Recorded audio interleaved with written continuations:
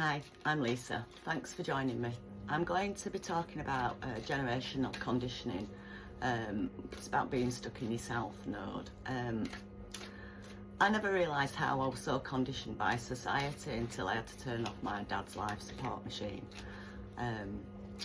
While he was still conscious on the high dependency unit, we had an awkward goodbye conversation where I felt brave enough to ask him why my parents had not loved me and why they'd allowed things to happen, and he replied by saying that we didn't know how to love you and why didn't you tell us sooner, and I replied I did, and then it just fell silent.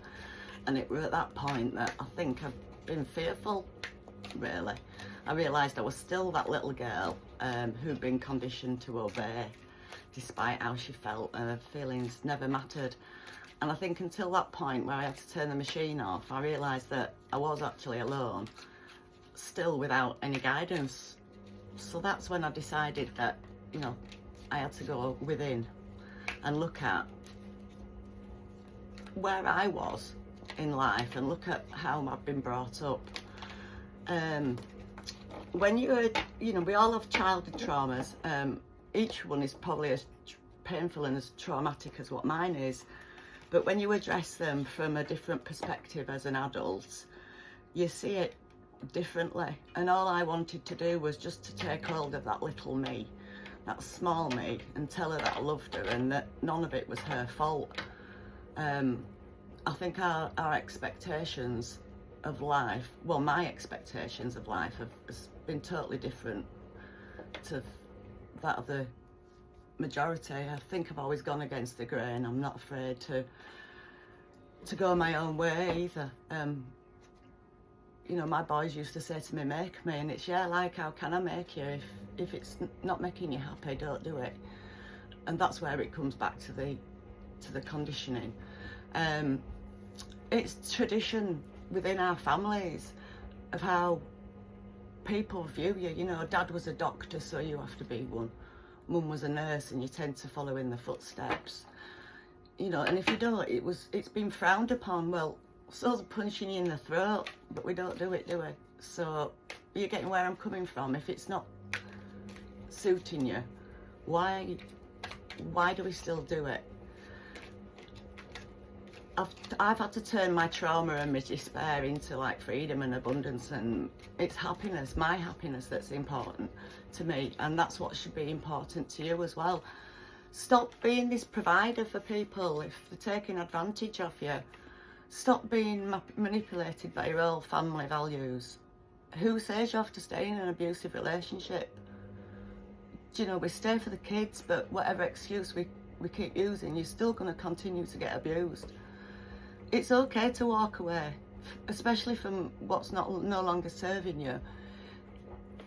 You can adjust, and your kids can adjust as well. But is it easier for us to stay in this misery of a comfort zone that makes us sad because we can't actually face what's up against us? I mean, some of the generational conditioning that you'll come across within families is violence, addiction, codependency, hoarding, a poverty mindset, single parenthood, dying young. And these continue until you actually break the cycle. Addiction is just a coping mechanism. I know, I've been there, I'm free of it now. It's just recognising these cycles. So basically what you've got to do is recognise what the issue is, break the cycle, and then start to learn to heal from it. By doing this, generations to come will not have to suffer the same fate that we've been going through. I've been fearful all my life of what my dad had to say. I've lived 50 years in fear, and it's learned behaviour because I followed mum. So I'm going to give you another example of learned behaviour here. So for example, we've got a wealthy family that worships money above everything else. You were second to money, your mum was second to money. Money was the most important thing in the house. So were cars and holidays, and they were the norm. And nobody ever wanted to play with you or spend time with you because they were too busy making money. And it sort of passes down the generations, and then that's how you are with your kids, and then you realise that you know, that's not the right way to be. So we need to break these bonds that keep us held. I mean, the Bible says sins of our fathers.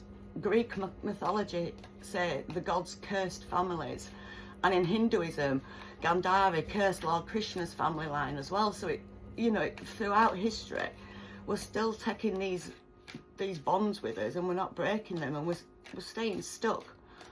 I'm going to give you another example of learned behaviour. You get angry and act out of rage, and looking back, that's just how your father would have handled it. So if anyone got you upset, the response would be anger. Therefore, you learn this behaviour. Mum used to hide, I did too. We were too scared sometimes to stand up to the bully. So there's other examples here of learned behaviour. There's overworking, prejudice, idolatry, where you put money, sex, drugs first. There's an incest, divorce. You've got your gold diggers, you've got your gamblers. There's promiscuity and affairs, there's toxic parenting, there's depression and anxiety.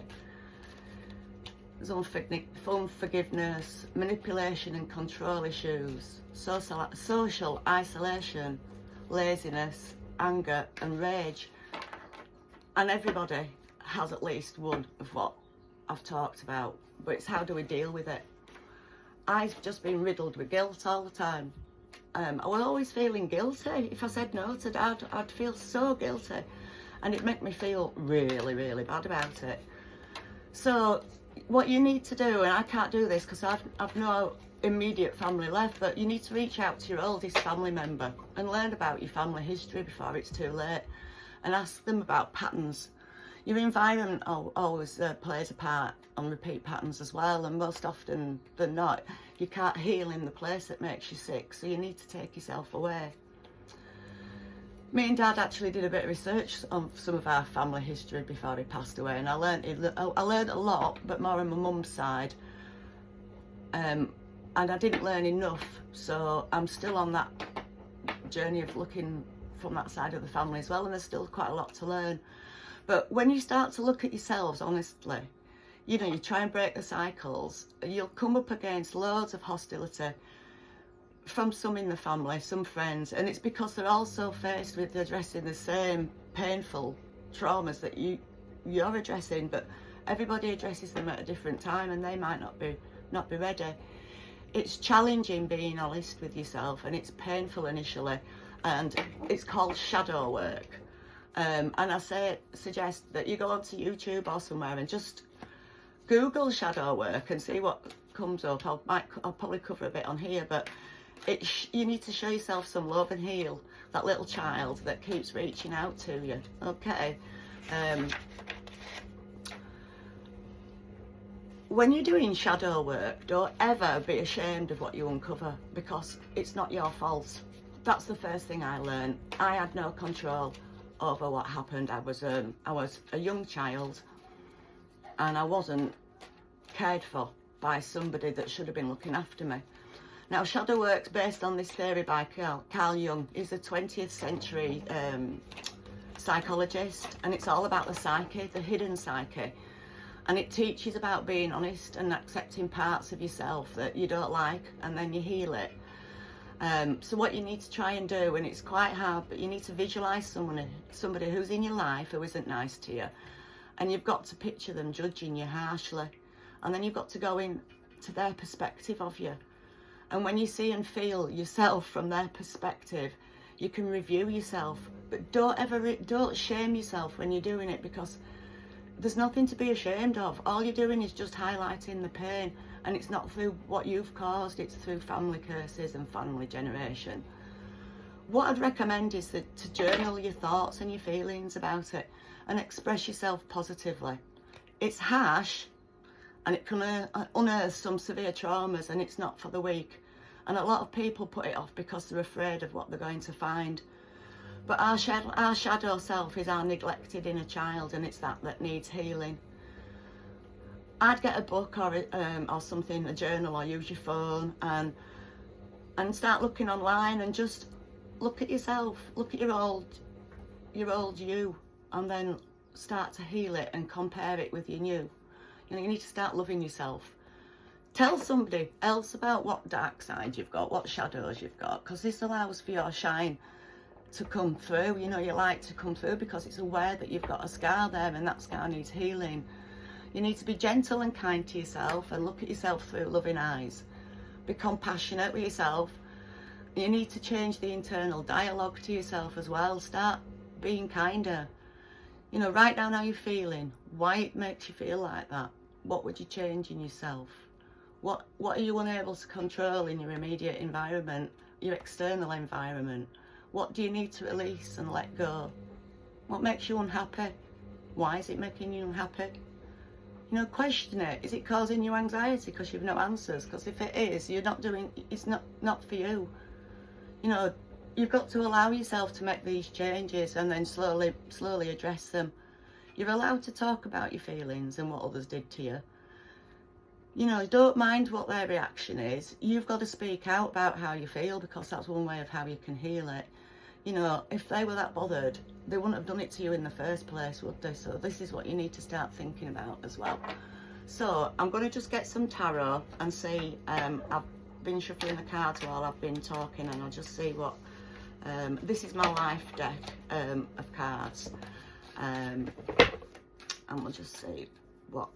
if there's any recommendations or anything that we need to be aware of. So angels, spirits, guides, mum, dad, white light protection, protect me through this art of divination, keep me and my loved ones safe, keep the viewer and their loved ones safe, return any negative energy back to sender, and envelop this reading with love, peace and light. So we've got outside forces that's showing up at the moment. So this is telling me that this it's out of your control what's going on in your life at the moment. Okay, so what you need to start doing is focusing on yourself. You've got lots of gifts within yourself that you're going to start to uncover on this journey, and you're going to surprise yourself. You're going to be moving up. Honestly, once you start doing this shadow work, it's surprising how it changes your outlook as well. So, you know, this is giving you the opportunity. Once you start working with this, you will uncover your gifts.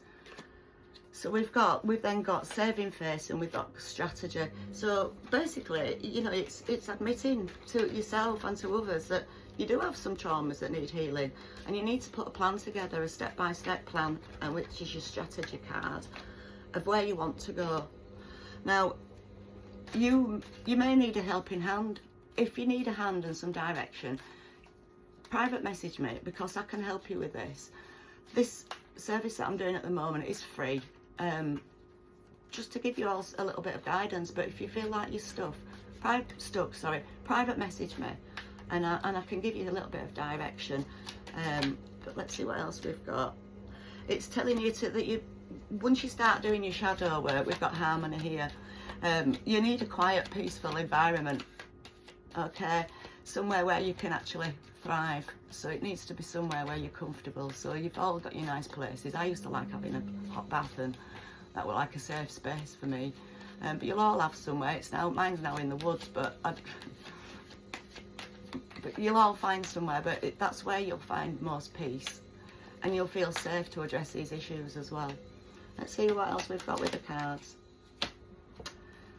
Yeah, you might even be aware of some spiritual work once you start opening up as well, and this is going to give you a little bit of independence too. So take the plunge. It's hard, but it's well worth it, and I'll support you on your journey if you want to go along on this healing journey with me.